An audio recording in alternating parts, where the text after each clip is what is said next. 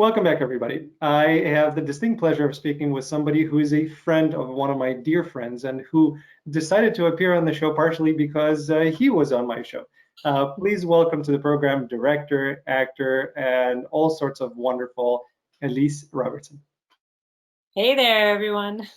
Hello, hello. The friend that I'm referring to is Thomas Capacci, who just had a birthday. It was his birthday this Saturday, so happy birthday again, Thomas, if you're watching this. Hi, Tom. Yay. So let's find out first. How do you know Tom? I think you've worked together. So, yeah, Tom and I were in a theater company together for years, and we did plays together, and we did a lot of scene work together and hung out together. That was when he was in LA. He lives in New York now, so I actually haven't seen him in a long time, and I miss him. But yeah, he's just cares so much about the craft of acting, and I just loved every time we'd work on a scene, we'd just really get into the weeds and talking about the character and the story and the world and all the good juicy stuff. That's perfect. He's literally one of the nicest, most gentlest, kindest human beings I've ever met. So I'm blessed to have him in my life.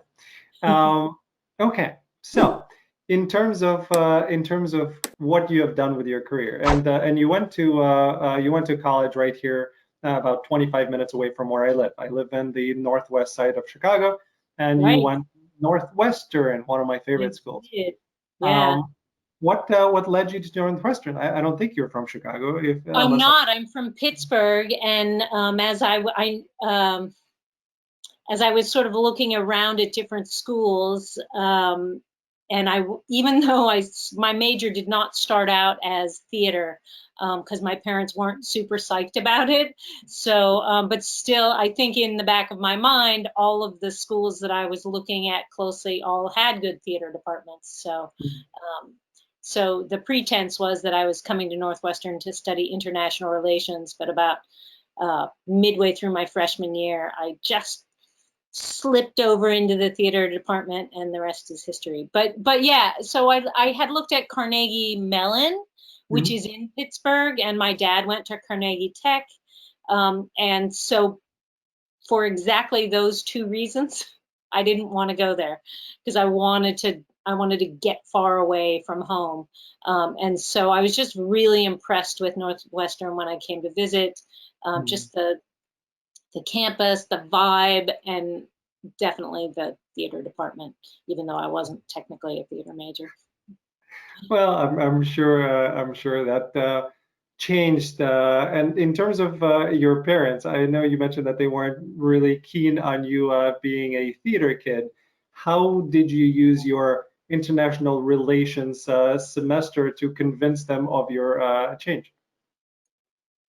You know, they never said I couldn't. I just knew. I just knew that wasn't what they were hoping for, and once I got here, and don't get me wrong, I still love current events, and I love history, and I'm involved politically, and all of that stuff I find really fascinating, and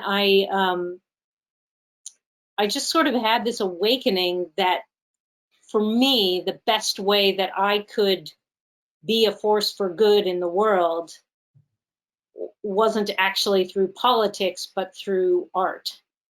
And I actually had that awakening twice, because there was that fall at Northwestern when I switched into the theater department, and then after I graduated, I moved to San Francisco, and I didn't go into the arts right away. I got a job at the Environmental Protection Agency, and I was doing some work for them, and again, I was sort of getting into the weeds, into the politics of it, and I was working in the department I was in was all about hazardous waste, and I was seeing all these files of like horrible environmental spills and just destruction and wreckage, and as a government employee, I wasn't allowed to even talk about them. A lot of them were confidential.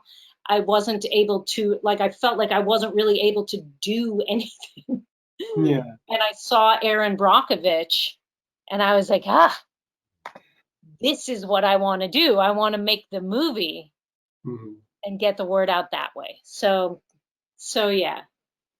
Okay, that's interesting. And again, I keep on thinking of your parents. So went one way, changed her mind, Right. graduated with that, and went back. Okay, sure, all right. She changed. No, no, no, never mind. Yeah. So, interesting process. I have a 16-year-old daughter, so we're about to go through those experiences and seeing, what she's going to be choosing. We'll find out. She is Right. a she is a theater kid. Okay. We're having discussions. I do not want her to go undergrad for acting. Uh-huh. Um, so we'll see. I think her idea is that she's going to go for marketing. She's going to go for PR, and then she wants to be in a place where she can continue doing some theater, just Uh-huh. not as a major. So I'm okay there, but I know what that likely entails. So we'll have to keep things. You know, kids, people are going to be who they need to be. So, Yeah. It's true. It's true. And myself, having changed careers many times, it's hard for me to be that the person who says to my daughter, "No, you can't."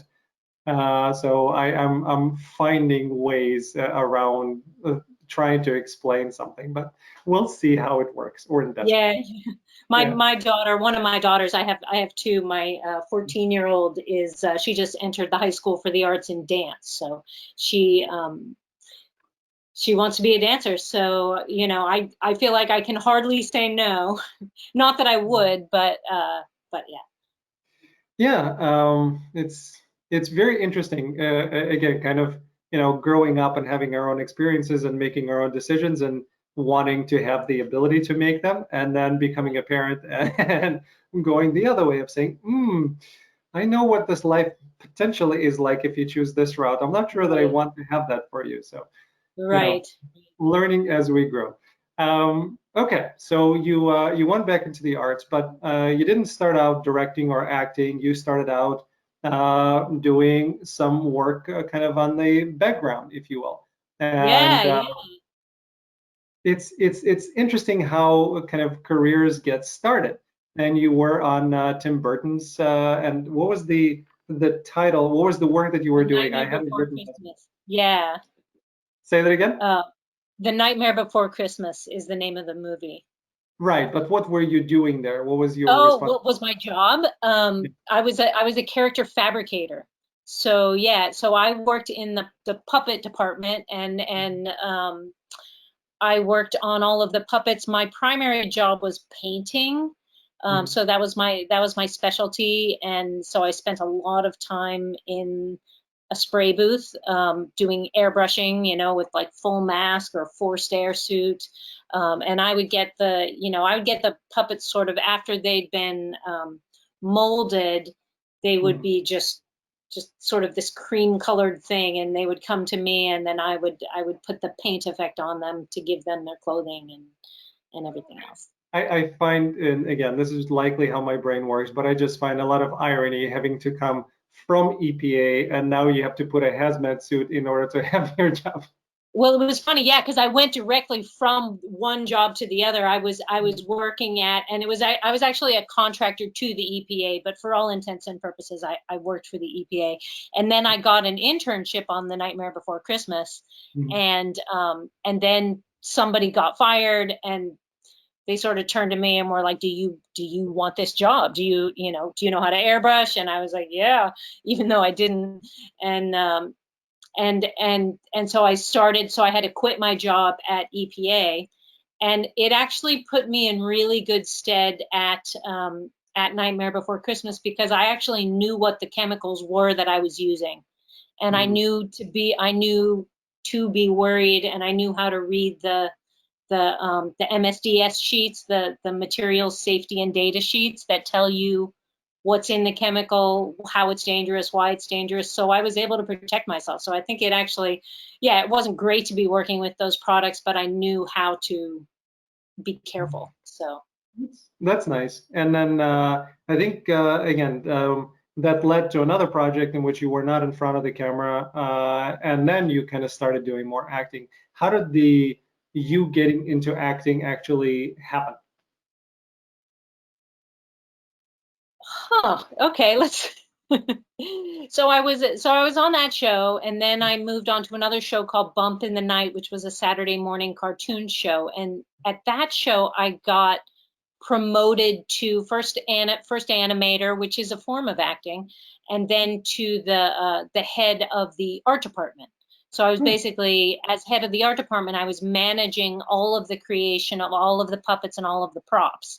And so I was really sort of organizing a good portion of the crew on the show. And like, turns out I was pretty good at scheduling and organizing and sort of thinking through things in a big picture Mhm. way. So when the producers of the show, they got some side jobs coming into the studio for video games, and they did not have time to direct them themselves. And so they knew that I had a background in acting and directing, and so they were sort of like, well, she already knows everybody's schedule, and she already knows how to direct. We should just have her direct this video game. And that's how it started. And then after a while, I decided I liked that so much that I wrote a screenplay for something for me to direct. And then I then I quit my job and went and directed the show. That Yeah. Yeah. You, even before you mentioned directing, just by the virtue of what you were doing, I was going to respond of it makes sense how you went into directing, and they obviously thought the same by asking you to direct an episode. So yeah, Yeah, yeah. It's sort of that, like, directing is sort of, you get into this like big picture, little picture mindset where you're always having to think about like the how the whole how the whole show goes together, and then the minutia of completing little bits and pieces of it. And and that was something that I really loved, and I think that's still what I love the most about directing, is sort of mm, going from big picture to minutia, big picture to minutia, and always keeping the what's it about, the tone, the feel, the story in mind, jumping yeah. in between. And then how did because again, some of your films deal with the horror genre.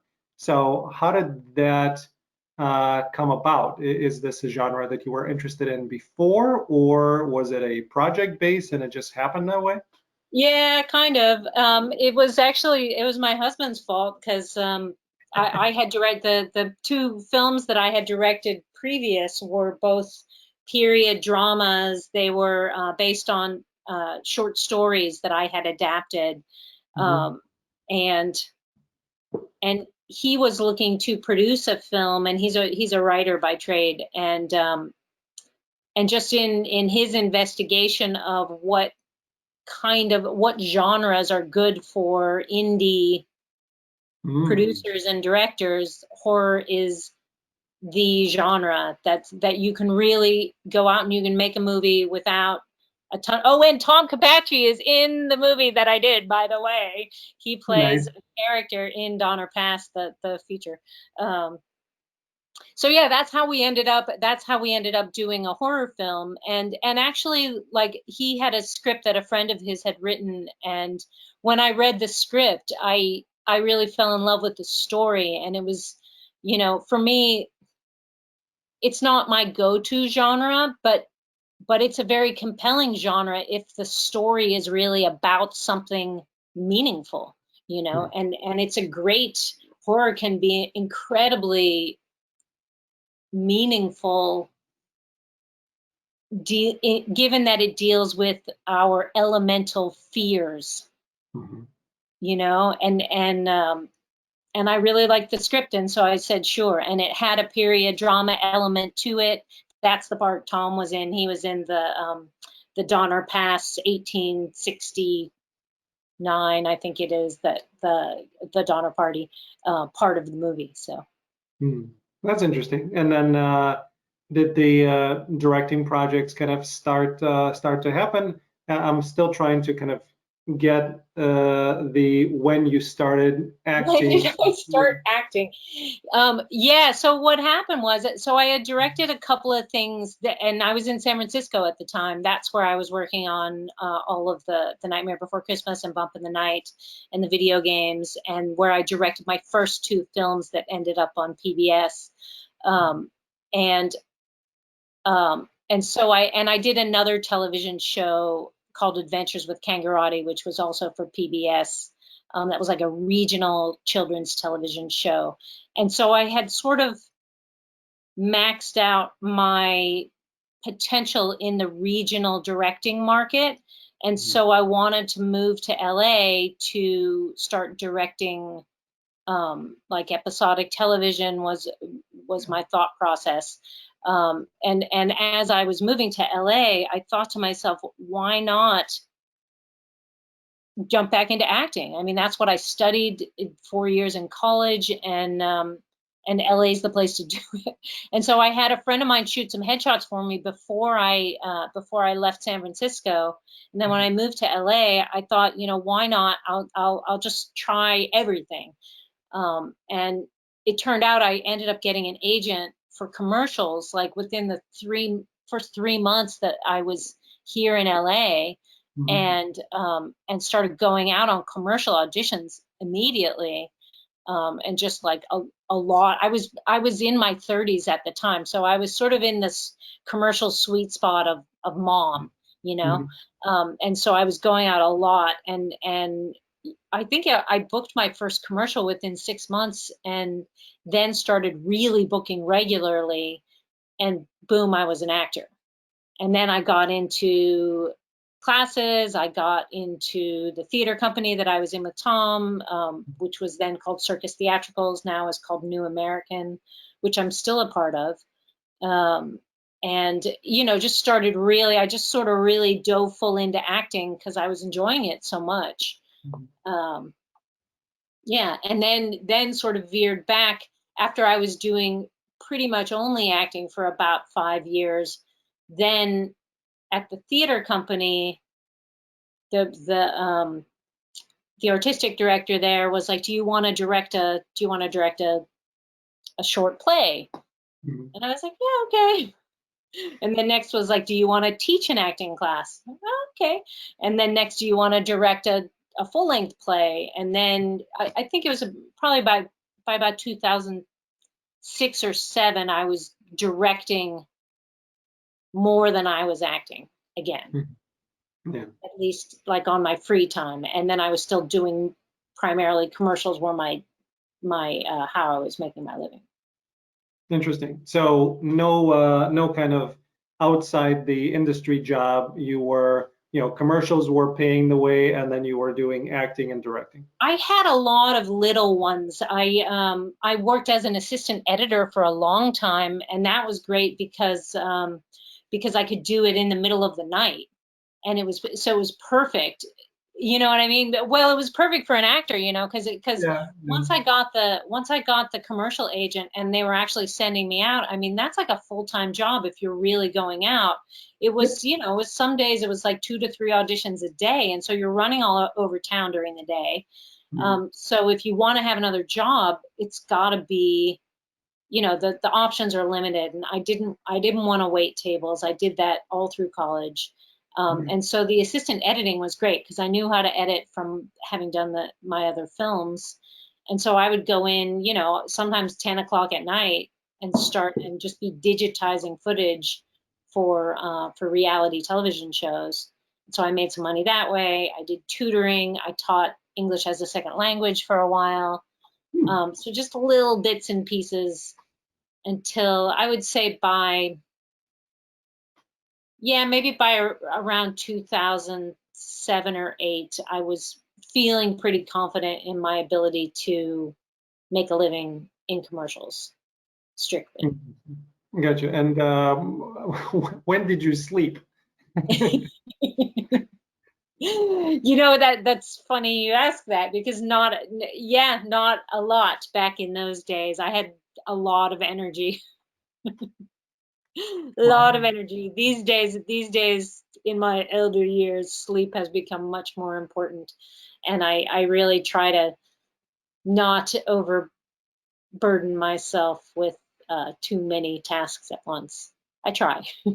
Yeah, because directing is very, I mean, acting as well, but directing is very taxing in terms of just mental. Uh, Yeah.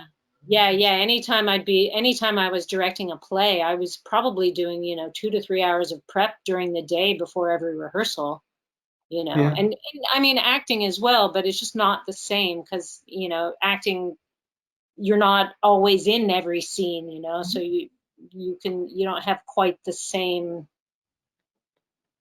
commitment, you know. yeah. And it's a long day, but it's up and down. Right. Uh, Right. Directing is nonstop, Yeah. before, during, and after. Yeah, yeah, totally. And have you had instances where you were directing something and you were in in the project as an actress as well? I've only done that a couple of times. Hmm. It's pretty challenging. And there's a lot to think about when you do that. I shouldn't say I've only done it a couple times. I've done it a bunch of times now.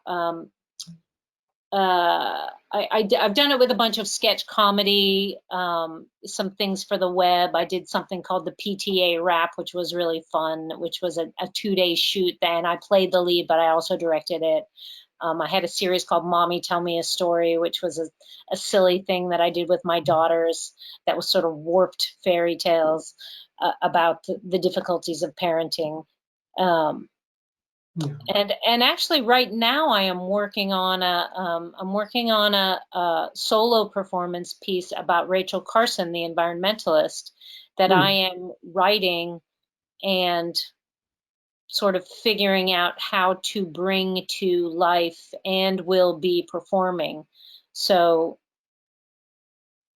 so that's just a matter of like changing hats for me.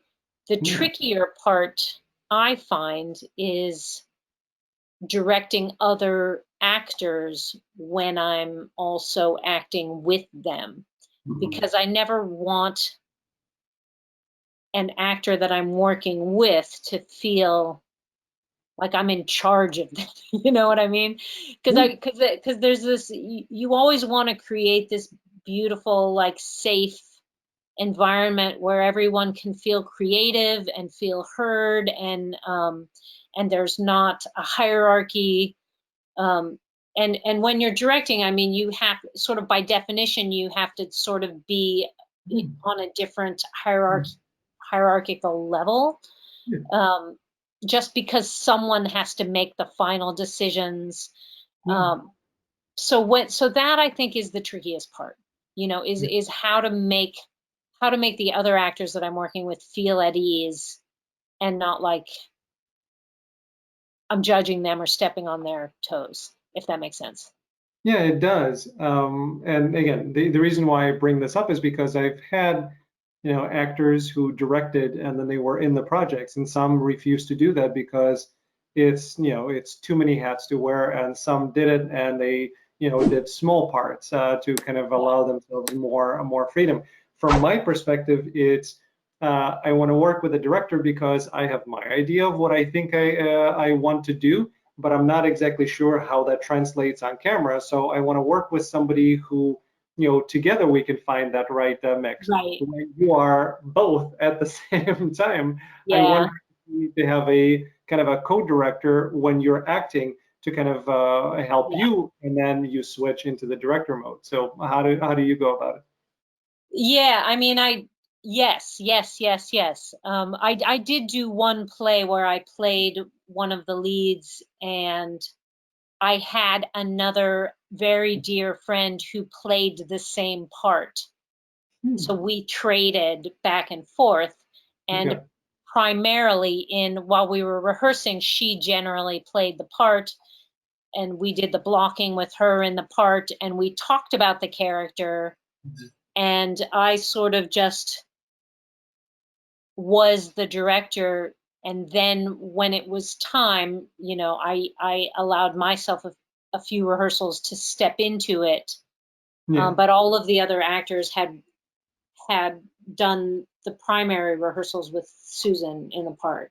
It worked out okay, I think. I didn't get as much time as maybe would have been ideal to embody the part, but because I was directing it, I feel like directing and acting really do feed each other, which is one of the reasons I love to direct and also to teach, because I feel like my acting chops get better when I do those things. So it worked out. I think I haven't done, other than the sketches, I haven't ever done, I didn't play a part in the feature that I directed.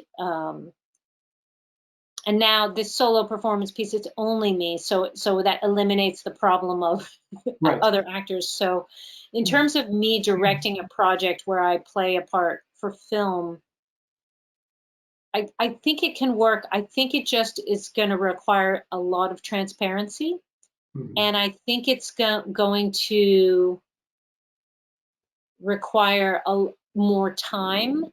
because, and this is something I am used to now when I self tape, I do this a lot is, I'll take a crack at something and then I'll watch the tape and sort of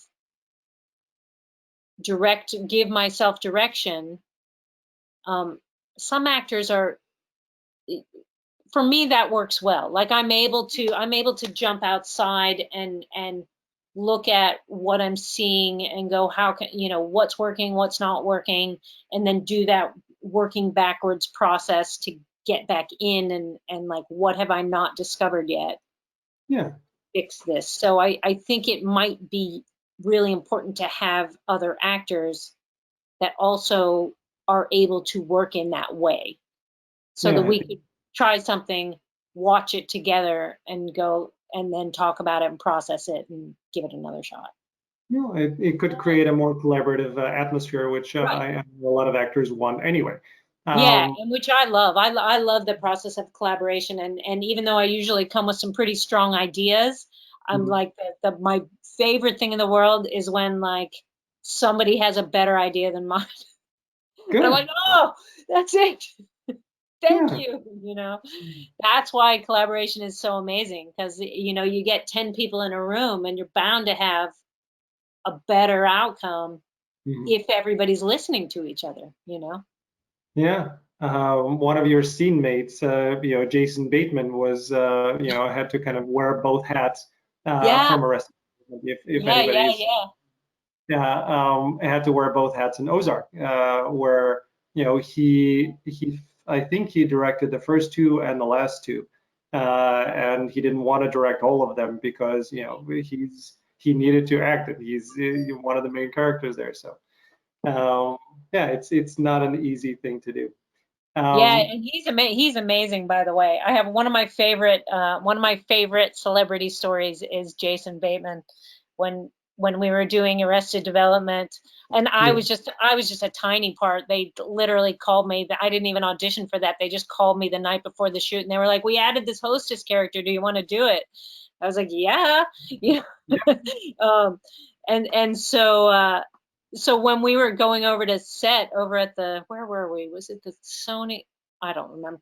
Um, we rode the little golf cart over to set together, and he was sort of like unconcernedly looking at his lines, and he was like, "Oh, I'm off camera for most of this," and mm, uh, and then we get there, and the AD says hi to us, and he says that same. He was like, "Oh, I'm off camera for most of this, right?" And the AD was like, "Oh no, we're filming it all." And he just like, it was like 20 pages, oh my and he's God. like, "Oh," he was like, "Fuck me." Sorry, are we allowed to swear on this show? He was Yes, like, yes, absolutely. and then he was just like, I need 20 minutes, and he just walked away.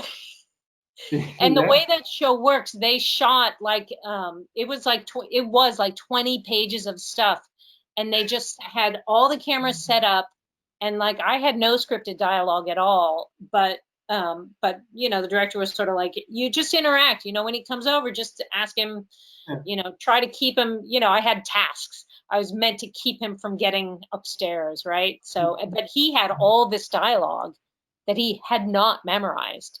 Oh And my sure God. enough, 20 minutes later, when the cameras were ready to roll, he had his lines down. Wow. I was like, that that is a professional actor, you know? Like he Yeah. just impressive, really impressive. And Yeah. he's a genuine guy too. Yeah. I enjoy his work a lot. He's Yeah. and he knows who he is. He knows the types of roles that work well for him. He knows kind of what his sweet spot is, and he continues to to utilize it. And great. Yeah. And just a great sense of vulnerability. That's what, like, you can always see him. He's such a good listener, you know, just see him taking stuff in, but so subtle, you know, and you know that process of taking it in and making the decision and then acting. You know, you really see that on his face. He and Laura Linney both in that show. I mean, my God. Laura is amazing. Yeah, One of my favorite actresses, absolutely. yeah, Um, any stories about Laura? yeah. I have never worked with her, although I would love to.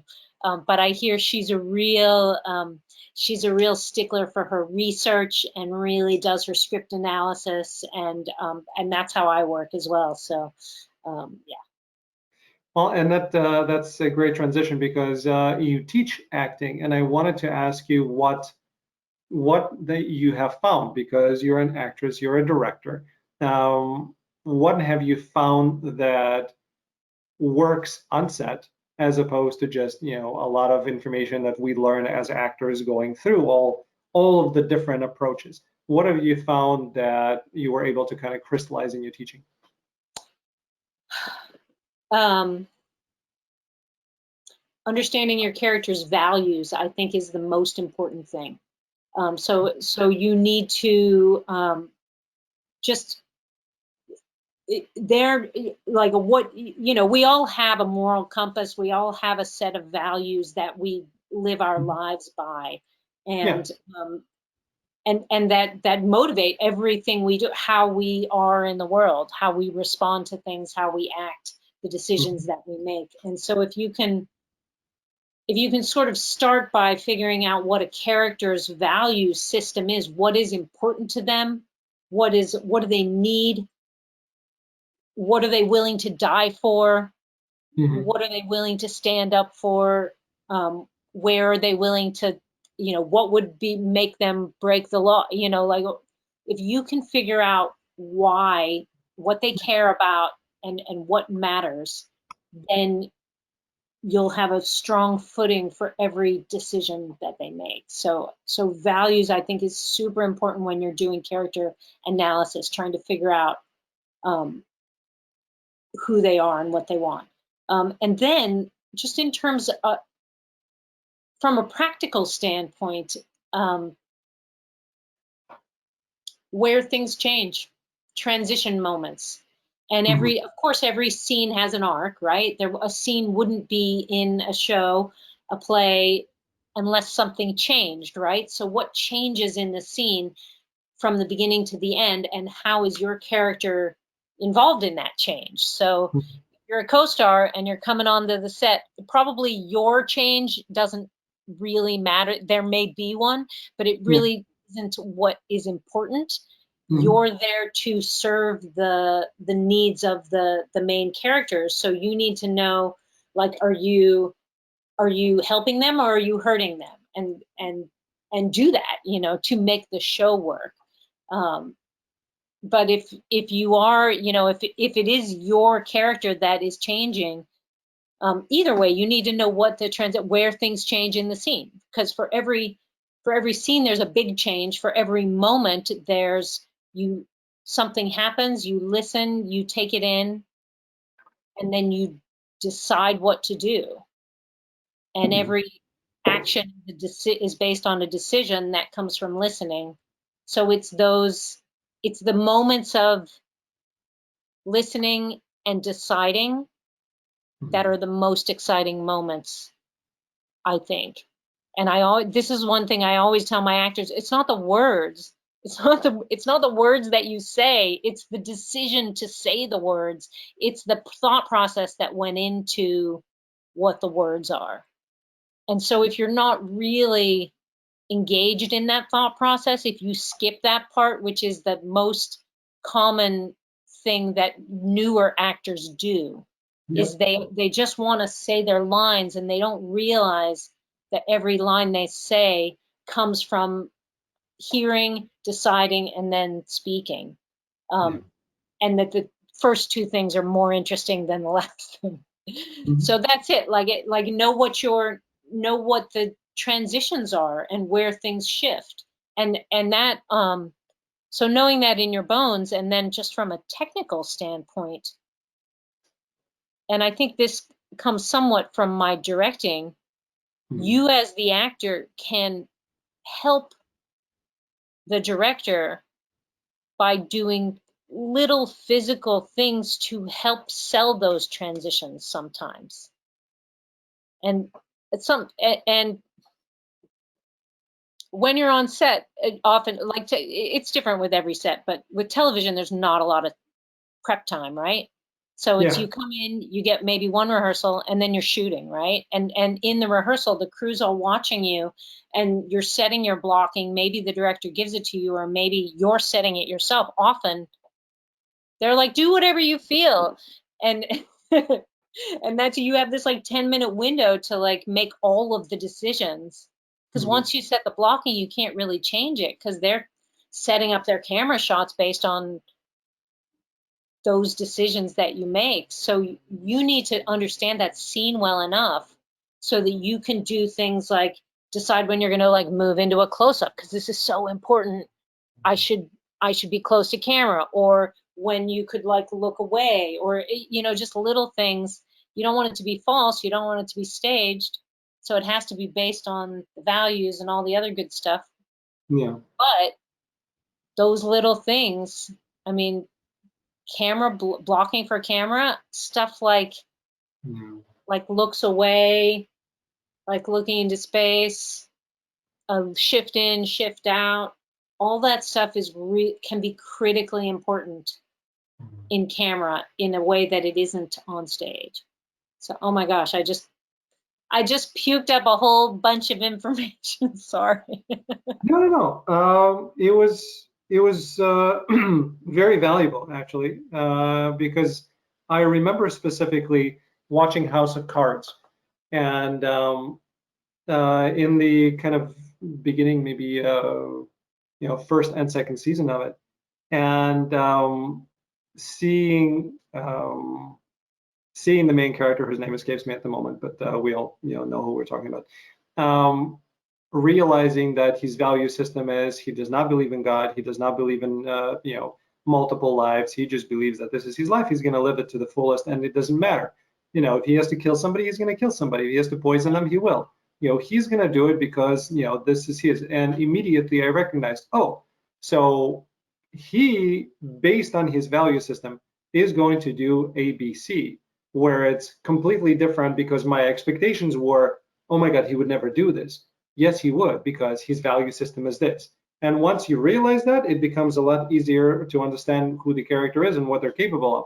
So for me, it was a very clear kind of it turned me off to the character in terms Right. of the awful person that he was. But it also was a great acting lesson of, okay, I would not have thought that way, but having done the work that you were just mentioning, it makes everything very different, and it allows you to again disassociate from you and be that person because their value system is their value system. Right. And you have to find, as an actor, it's your job to find Mhm. ways to love and like get into the mindset of your character, because you can't, if you're judging them, you can't do a performance. So if the value system is different, and Mhm. I'm actually working on a character right now for a series, and an objective person might say this woman is horrible, but Okay. I can't say that. I have to figure out why she makes the choices that she makes based on her value system, how she justifies it, or even convinces herself that she's doing good in the world. with the actions that she takes that an objective person might say that's horrific. Yeah. And and Um, and that's the job. That's what we do as actors. You have to be able to make that. I think Fassbender does this better than almost anyone. He plays these characters that are just so like 12 Years a Slave. Holy cow. He really got inside that that enslaver, I think is the terminology we use these days. Um, mhm. and and was able to play him from a place of honesty that made the character much more horrific and also much sadder, you know? Yeah. Like, yeah, so. It's yeah. I was gonna mention Sam Jackson. At Oh, least a yeah. few of them, not few. It's at least three roles that I can think of off the bat in which he's playing people who are completely rationalizing their behavior and are okay with it, but normal people would not. Yeah, Uh, you can, yeah. yeah, he plays them very truthfully and honestly, which is, you if I think regardless of how horrible the character is, if you are able to understand the character and you see the truth in it, you are sympathetic to them in a way. So Right, we don't have a two-dimensional, okay, bad guy, good guy. We have somebody who you're really kind of struggling to understand and to you don't want to root for them, but you understand their choices, and it's horrifying right, for thinking that you would understand the choices that they're making. But it makes it interesting.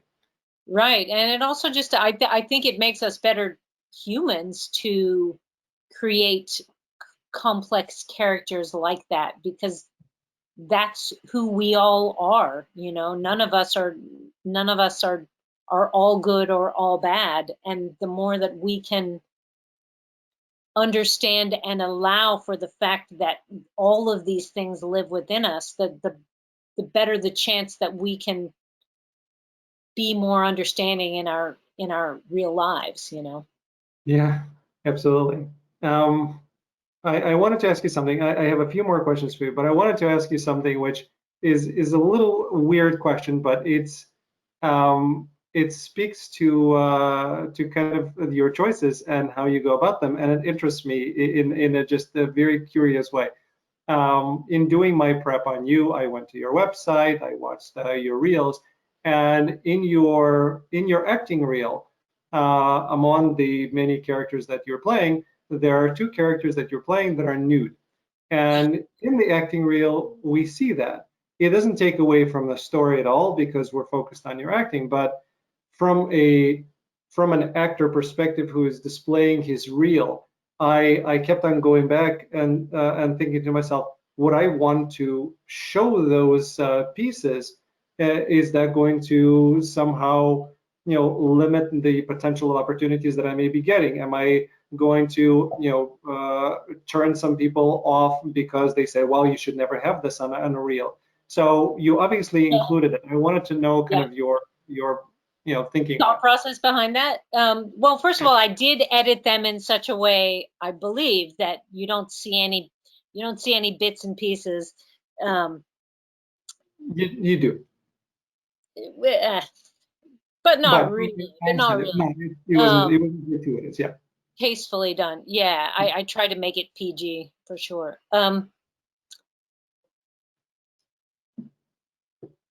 I'm not afraid to be Mhm.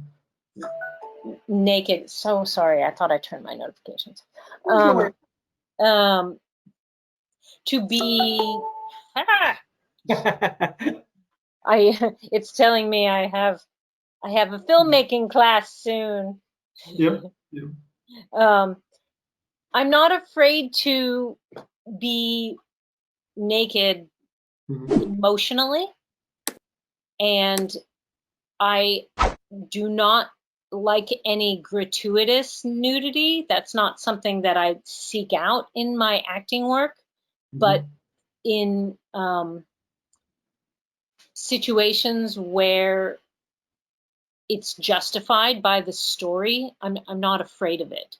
And those two particular scenes are actually, I think, some of my better television work, and that's why I included them, because I thought the acting work was strong, and